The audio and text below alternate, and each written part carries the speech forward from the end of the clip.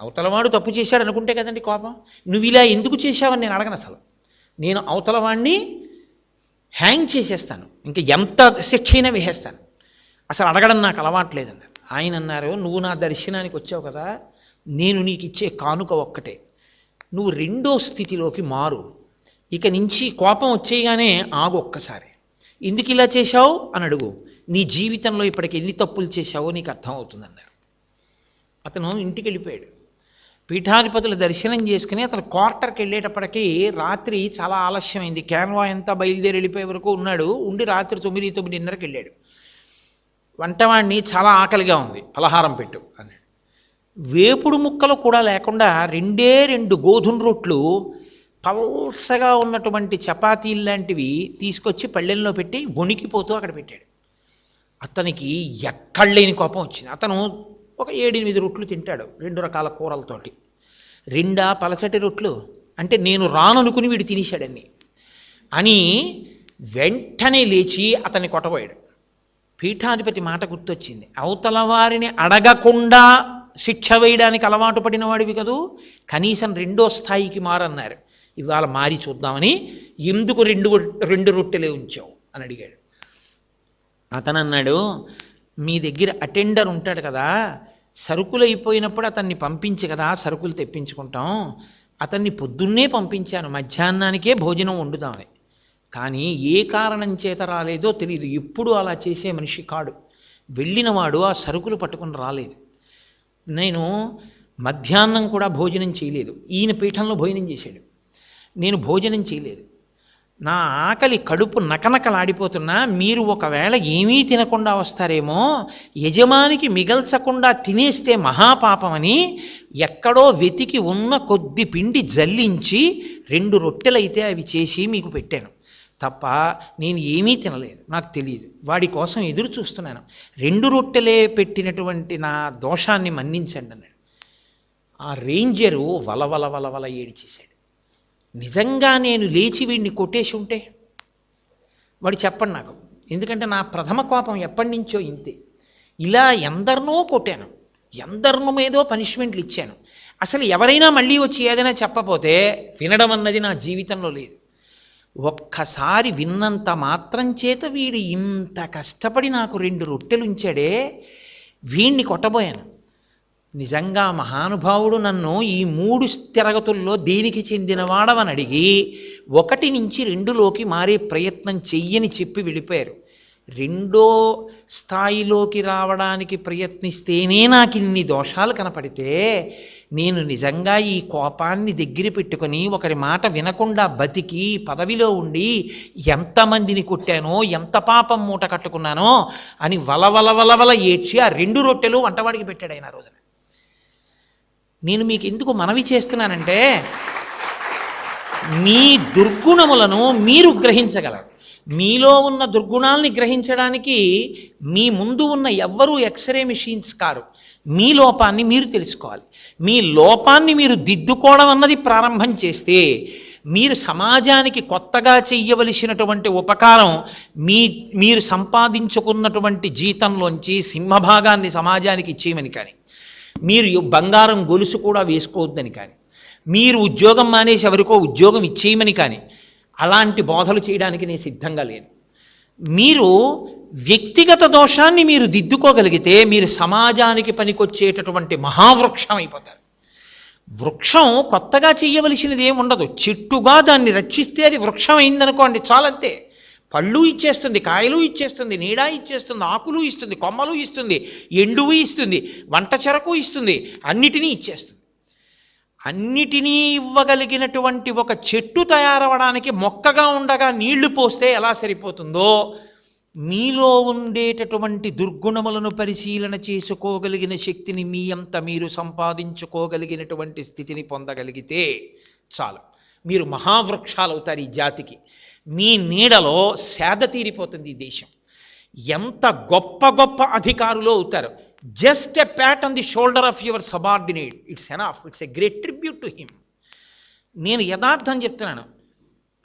చాలా బాగా డ్రాఫ్ట్ రాసినటువంటి ఒక డ్రాఫ్ట్ రాసి మీ కింద పనిచేసే ఎంప్లాయీ మీకు ఫైల్ పెడితే, మీరు ఆ డ్రాఫ్ట్ చేత్తో పట్టుకుని మీరు ఆ ఎంప్లాయీ దగ్గరికి వెళ్ళి వెనక నుంచి వెళ్ళి అతని భుజం మీద చెయ్యేసి ఎక్సలెంట్, ఎంత బాగా రాశావో డ్రాఫ్ట్, కీప్ ఇట్ అప్ అని ఒక్క మాట మీరు అనగలిగితే ఈ దేశంలో రోజు 5ంటికి వెళ్ళేవాడు 5ంటికి వెళ్లకుండా ఇంకో 2 గంటలు పని చేయడానికి సిద్ధంగా ఉండే ఉద్యోగస్తులు తయారవుతారు. జాతి దరిద్రం అంతా ఎక్కడుందంటే బాగా పనిచేసేవాడిని అభినందించడు, సంకుచిత తత్వంతో తన ఇష్టానికి అనుగుణంగా ఉన్న వాళ్ళని మాత్రమే తాను అభినందించగలిగిన స్థితి. మహానుభావుడు కాళిదాసు గారు రఘువంశ కావ్యం చేశారు. రఘువంశ కావ్యం చేస్తూ ఆయన దిలీప మహారాజు గారి గురించి 2 అత్యద్భుతమైన విషయాలు ప్రతిపాదన చేశారు. ఆయన అన్నారు, 4 సముద్రముల మధ్యలో ఉండేటటువంటి రాజ్యం ఎంత ఉంటుందో ఆ రాజ్యం అంతా దిలీపుడిది. దిలీపుడు ఆ రాజ్యాన్నంతటినీ విడిచిపెట్టి వానప్రస్థానికి వెళ్ళిపోయాడు. ఎందుకు వెళ్ళిపోయాడంటే, నా కొడుకు రఘుమహారాజుకి 20 సంవత్సరాల వయస్సు వచ్చింది, స్వతంత్రంగా పరిపాలించగలడు, కాబట్టి ఇప్పుడు నేను జోక్యం చేసుకోక్కర్లేదు, నేను వానప్రస్థానికి వెళ్ళిపోతానని వెళ్ళిపోయాడు. మీరు డీసెంట్రలైజేషన్లో ఒకరికి ఒక టాస్క్ అప్పచెప్తే వాళ్ళు చెయ్యగలరు అన్న నమ్మకం, మీరు ఆ ప్రోత్సాహం, ఆ సంతోషం ఇవ్వడం ఇప్పటి నుంచి మీరు అలవాటు చేసుకోవాలి. 2వ విషయం, దిలీపుడు గురించి ఆయన చెప్పిన విషయం ఏమిటో తెలుసా అండి? తనకి ఒక వ్యక్తి కనపడితే ఆ వ్యక్తి తనని ఇష్టపడినా ఇష్టపడకపోయినా, అవతలవాడి వ్యక్తిత్వము తనకి ఇష్టం ఉన్నా లేకపోయినా, ఆ పనికి అతను తగినవాడు అనుకుంటే మాత్రం దిలీప చక్రవర్తి ఆ వ్యక్తిని ఆ ఉద్యోగంలోనే ఉంచడం విషయంలో ఎలా పాటించేవాడో తెలుసా? రోగి ఓషధిని సేవించినట్లు అన్నాడు కాళిదాస మహాకవి. ఎవ్వరూ డబ్బులుంటే కోకోకోలా తాగుతారు, డబ్బులుంటే థమ్సప్ తాగుతాడు, డబ్బులుంటే ఇంకా సంతోషంగా ఉంటే ఓ పైనాపిల్ జ్యూస్ కొనుక్కుని తాగుతాడు. డబ్బులున్నాయి కదా అని వెళ్ళి కాఫ్ సిరప్ కొనుక్కుని ఎవడు తాగడు కదా. చేదుగా ఉన్న మంది ఎవడికి కావాలి? ఎవడికే అక్కర్లేదు. జబ్బు ఉంటే తాగుతాడు. వాడికి జబ్బు వచ్చింది, వాడికి చేదంటే పరమ అసహ్యం. చేదంటే పరమ అసహ్యమైన ఇవాళ కోరి కోరి ఆ మందే ఉందా అని షాపులన్నిటి చుట్టూ తిరిగి కాఫ్ సిరప్ దొరికిందని ఆ సిరప్పే తెచ్చుకుని ముక్కు నోరు మూసుకుని గుటుక్కని మరీ ఎందుకు మింగుతున్నాడు? ఆ ఔషధి మాత్రమే తన దగ్గు తగ్గించగలదు. ఇప్పుడు దాని రంగు, దాని రుచితో తనకి సంబంధం అనవసరం, అది పనిచేస్తుంది కాబట్టి ఔషధిని సేవిస్తున్నాడు. తనకి ప్రియుడా అప్రియుడా, తన యందు ప్రియుడా అప్రియుడా దిలీపుడికి అనవసరం, అతను ఆ పదవికి అర్హుడు, ఇచ్చేవాడంతే. నేను మీకు మనవి చేసేది ఒకటే, మీరు రేపు పొద్దున్న అపాయింట్మెంట్ ఆర్డర్స్ ఇస్తారు, మీరు ప్రమోషన్ ఆర్డర్స్ మీద సంతకం పెడతారు, మీ అందరూ ఈ దేశంలో సమున్నత పదవుల్లో కూర్చున్న రోజున మీరు ఎవరిని ఏ పొజిషన్లో ఉంచాలన్నది ఆలోచిస్తే ఈ ఒక్క క్రైటీరియానే పాటించండి, ఆ పదవికి అతను అర్హుడా. ఇవాళ దేశానికి ఉన్న దరిద్రం అంతా ఏమిటంటే అదొక్కటే ఆలోచించకపోవడం. కనీసం మీరు ఆ స్థానాల్లో కూర్చున్న నాడు దేనికి ఎవరర్హుడు, ఏది చెయ్యడానికి అతను అర్హుడవుతాడన్నది ఆలోచించి ఆ పదవిలో కూర్చోపెట్టడంలో నిర్భయత్వంతో ప్రవర్తించడం నేర్చుకోండి. దిలీపుడి గురించి కాళిదాస్ అంటాడు, తనకి అత్యంత ప్రియుడైన దానికి పనికిరాడనుకుంటే తీసేయడంలో పాము కరిచిన వేలు తీయించుకున్న రోగి వంటి వాడు అంటాడు. తాను అలా చేయిపెట్టు కూర్చున్నాడు, త్రాచుపాము వచ్చి చిటికిన వేలు మీద కరిచింది. వైద్యుడు పరిగెత్తుకొచ్చి అన్నాడు, ఆలస్యం చేస్తే చిటికిన వేలులో ప్రవహిస్తున్న విషం శరీరానికి అంతటికీ ఎక్కుతుంది, ఈ వేలు ఖండించేయడం వినా మార్గం లేదు, ఈ వేలు తీసేస్తే తప్ప బతకరు. ఇప్పుడు తనకు ఆ చిటికిన వేలు చాలా ఇష్టం, ఆ వేలు పోవడం ఇష్టం లేదు, కానీ ఆ వేలు కోసం తానే పోవడానికి సిద్ధపడడుగా, ఆ వేలే తీయించుకుంటాడు. తనకి ఎంత ప్రియుడైనా అది పనికిరాడు, అక్కడ ఉండడానికి ఉపయోగం లేదు, ఉంచకూడదు అనుకుంటే పాము కరిచిన చిటికిని వేలుని తీయించేసుకున్న రోగిలా, ఆర్తి ఉన్నవాడిలా, అంగుళీ యోరగక్షత అంటాడు కాళిదాస మహాకవి. అంగుళి ఆ వేలు మీద పాము కరిస్తే వేలు తీయించుకున్నవాడిలా, దీనిలో కూర్చోవడం వల్ల ఈ సంస్థ యొక్క ఆబ్జెక్టివ్స్ అకాంప్లిష్ అవ్వవు, there is no other priority, అతను ఆ స్థానంలో ఉండడానికి అనర్హుడంతే. అలా క్రైటీరియాని మీరు పాటించగలిగిన నాడే దేశానికి అభ్యున్నతి. మీరు ఏది ఎందుకు చేస్తున్నారో స్పష్టమైనటువంటి అవగాహనతో, స్పష్టమైన అభిప్రాయంతో ఉండడం నేర్చుకోండి. చాలామందిని నేను చూశాను. పిల్లల్ని మిమ్మల్ని ఎందుకు అనాలి, పెద్దవాళ్ళకి కూడా వాళ్ళు ఏం చేస్తున్నారో ఎందుకు చేస్తున్నారో ఒక స్పష్టత ఉండదు. తాను ఏం మాట్లాడుతున్నాడో స్పష్టత ఉండదు. తను ఎందుకు మాట్లాడాడో స్పష్టత ఉండదు. తాను ఇది ఎందుకు చదువుకుంటున్నాడో స్పష్టత ఉండదు. నేను మీకు ఒక్క సలహా ఇస్తాను. మీతో ఒక మహాపురుషుడు మీ పక్కనే ఉండడము అనేటటువంటిది మీకు ఎప్పుడు సాధ్యపడుతుందంటే ఆ మహాపురుషుడు వేరు, ఆ మహాపురుషుడు చెప్పినటువంటి విషయములతో కూడుకున్న పుస్తకం వేరు కాదు. వాల్మీకి వేరు, వాల్మీకి రామాయణం వేరు కాదు. పోతన గారు వేరు, పోతన గారి భాగవతం వేరు కాదు. గాంధీ గారు వేరు, గాంధీ గారి ఆటోబయోగ్రఫీ వేరు కాదు. కోటేశ్వరరావు గారు వేరు, కోటేశ్వరరావు గారి ఉపన్యాసం వేరు కాదు. ఇవి కలిసే ఉంటాయి.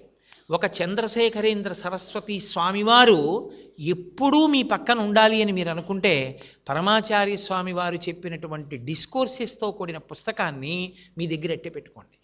మీరు ఒక గ్రూప్ సబ్జెక్ట్ని కేవలం క్వాలిఫికేషన్ని సంపాదించుకోవడం అనేటటువంటిది మీ క్యారెక్టర్ బిల్డింగ్ చేయలేదు. ఎందుకో తెలుసా అండి, జీవితం అనేటటువంటిది ఎత్తుపల్లాలతో ఉండి తీరుతుంది.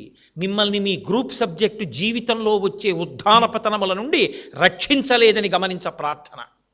మీరు ఎంత ఎంటెక్ అవ్వండి, ఎంత ఐఐటి అవనివ్వండి, ఎంత ఐఏఎస్ అవనివ్వండి, మీరు తట్టుకోగలిగిన శక్తి మీకుంటే మీరు ఉపయోగపడతారు. మీకు మీరు ఉపయోగపడతారు, 10 మందికి ఉపయోగపడతారు. మీకు మీరు ఉపయోగపడకుండా 10 మందికి ఉపయోగపడకుండా ఎప్పుడు పోతారో తెలుసా అండి? మీకు అసలు షాక్ అబ్జార్బర్లా తట్టుకోగలిగిన శక్తి మీకు లేకపోతే.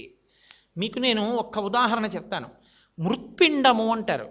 మట్టి ముద్దని ఇలా నేను పట్టుకుంటే, ఇలా నేను ఆడుతుంటే ఆ మట్టి ముద్ద పొరపాటున నా చేతిలోంచి కింద పడింది అనుకోండి, అంతే, ఇక పైకి లేవదు. ఒక్కసారి నేను ఆడుతుండగా పొరపాటున నా చేతిలోంచి జారి కింద పడినటువంటి మట్టి ముద్ద ఇక పైకి లేవదు. అదే నేను ఒక రబ్బర్ బంతితో ఆడుతుంటే ఎంత కింద పడిందో అంత పైకి లేస్తుంది. అలా పైకి లేవగలిగిన శక్తి కోసం మీరు విద్యార్థులై ఉన్నారు తప్ప చిన్న ఫెయిల్యూర్ కూడా లేకుండా మీ కెరీర్ని ఉంచుకోవడం మీకు జీవితంలో సాధ్యం కాదు. Be prepared for a failure.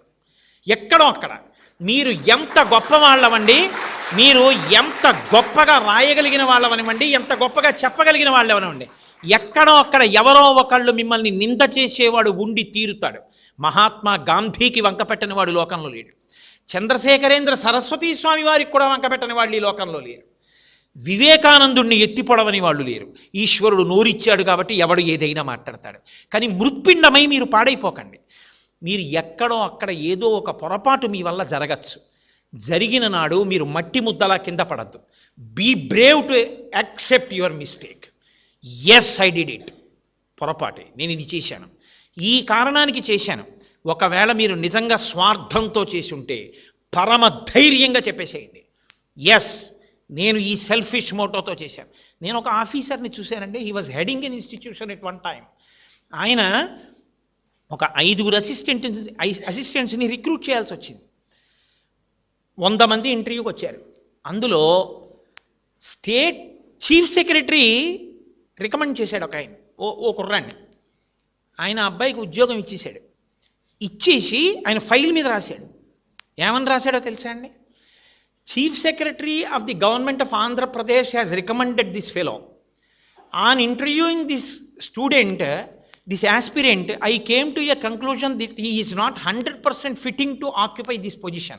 Still, keeping the rest of the people aside, I gave him this position only because I kept the objectives of the organization in my view. If I dismiss the recommendation of the Chief Secretary of the Government of Andhra Pradesh, tomorrow it will be very difficult for the institution to get permissions from the state government.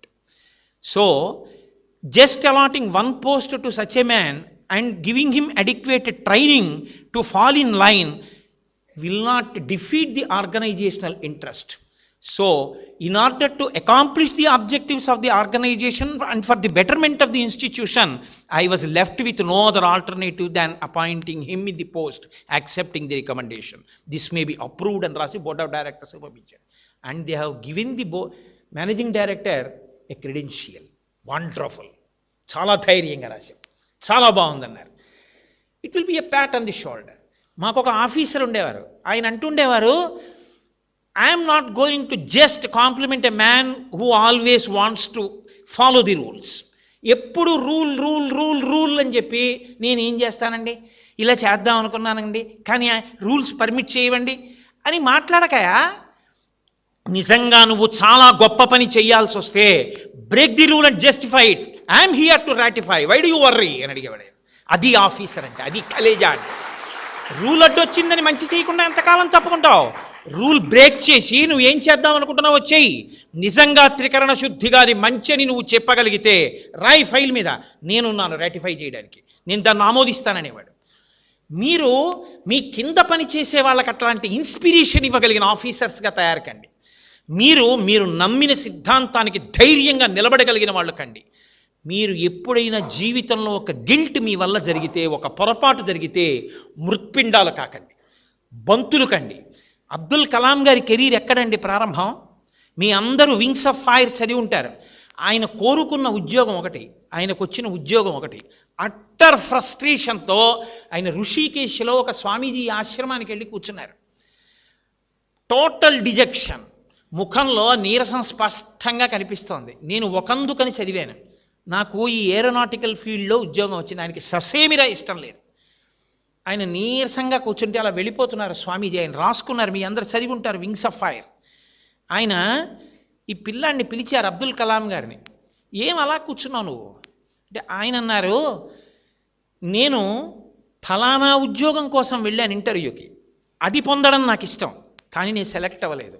ఈ ఉద్యోగం చేయడం నాకు ఇష్టం లేదు, ఏదో ఇంటర్వ్యూకి వెళ్ళాను, దీనికి సెలెక్ట్ అయ్యాను. ఇప్పుడు నాకు ఈ ఉద్యోగం చెయ్యాలని లేదు, నాకు ఇష్టం లేదన్నారు. అంటే ఆ రోజున ఆ స్వామీజీ ఓ చిరునవ్వు నవ్వి అన్నారు, నువ్వు కోరుకున్నదే నీ జీవితంలో దొరకాలని ఎందుకు అనుకుంటున్నావు? ఈశ్వరుడు నిన్ను ఏం చెయ్యాలనుకుంటున్నాడో అని ఆలోచించి ఈశ్వర నిర్ణయంగా దానికి ఎందుకు వెళ్ళలేకపోతున్నావు?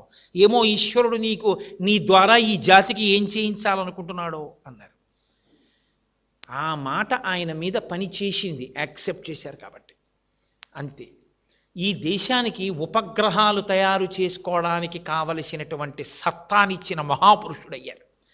ఆ కారణంగా రాష్ట్రపతి పదవికి రెండో మాట తృణప్రాయంగా వదిలి విద్యార్థులతో మాట్లాడడమే నాకు ఇష్టమని కాలేజీకి యూనివర్సిటీకి వెళ్ళి పిల్లలందరితో ఎంతో సంతోషంగా, ఏమి అబ్దుల్ కలాం గారండి, అది క్యారెక్టర్ అంటే.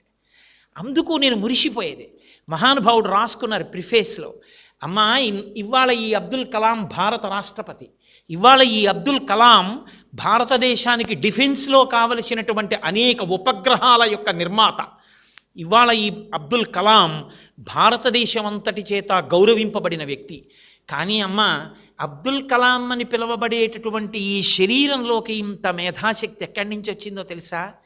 రామేశ్వరంలో ఒక పెంకుటింట్లో నేను గుడ్డి దీపం కింద చదువుకుంటూ రాత్రి 8 గంటలకి ఆకలేస్తే పళ్ళెం పట్టుకుని పరిగెత్తుకుంటూ నీ దగ్గరికి వచ్చి నీ కాళ్ళ దగ్గర కూర్చుని, అమ్మా అమ్మా నాకు ఆకలేస్తోందమ్మా అంటే నువ్వు పొయ్యి దగ్గర నిలబడి ఇలా ఇలా అటు ఇటు తిప్పినటువంటి నూనె వెయ్యని 2 రొట్లు నా పళ్ళెంలో వేసి అత్యంత ప్రేమతో కూర వేసి నా తల మీద చేతితో నిమిరి, నాన్న నువ్వు ఎంతో వృద్ధిలోకి రావాలి, బాగా చదువుకో అంటూ నువ్వు పెట్టిన రొట్టెలు ఈ అబ్దుల్ కలాంలో ఇంత మేధాశక్తిగా మారాయమ్మా.